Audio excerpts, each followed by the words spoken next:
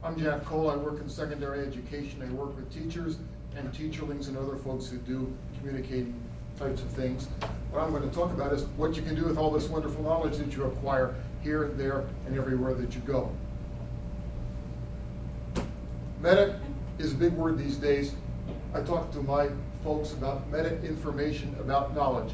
Knowledge is one thing, half of it's obsolete when you come here, other half is obsolete when you leave here with your diploma. Your job is to figure out how to use it.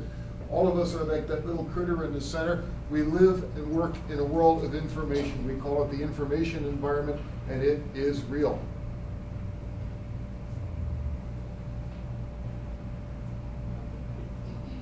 The way we look at the information environment is through a set of lenses that we use, and some of us put on different lenses throughout the course of the day. You can look at the world through the lens of expectation, the lens of myth, the lens of assumptions, the lens of what you are, the lens of what you do.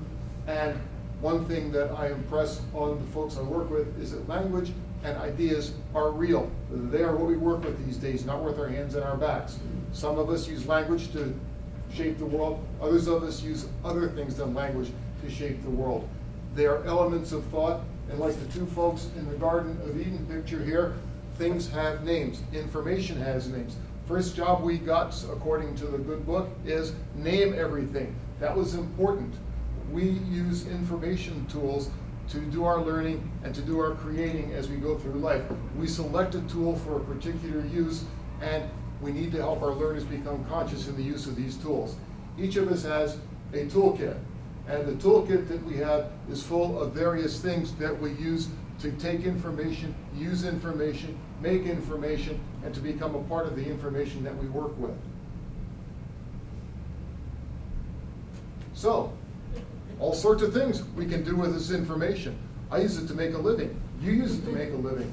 Young folks need to understand that it's not just what they know, it's how they use what they know in order to make their way through life happily and productively.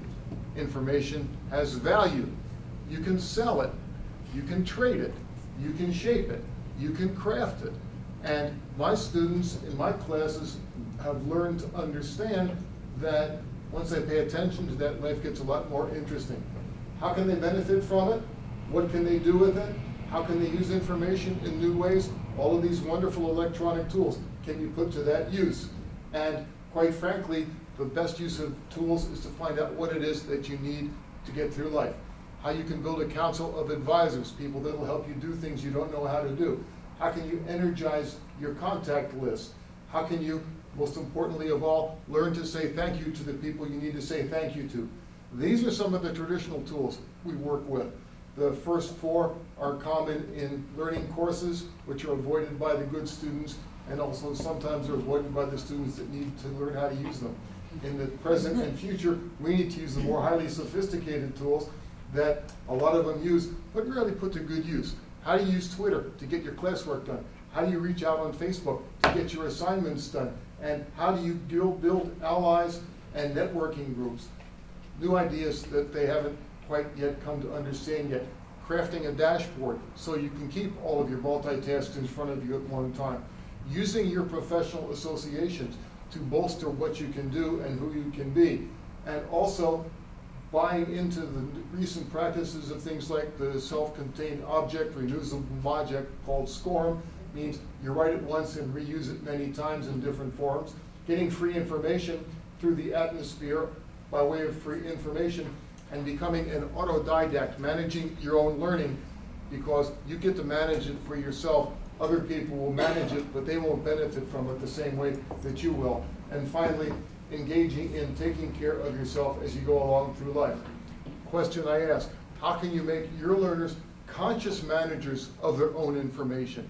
How do I need to know how I need to know?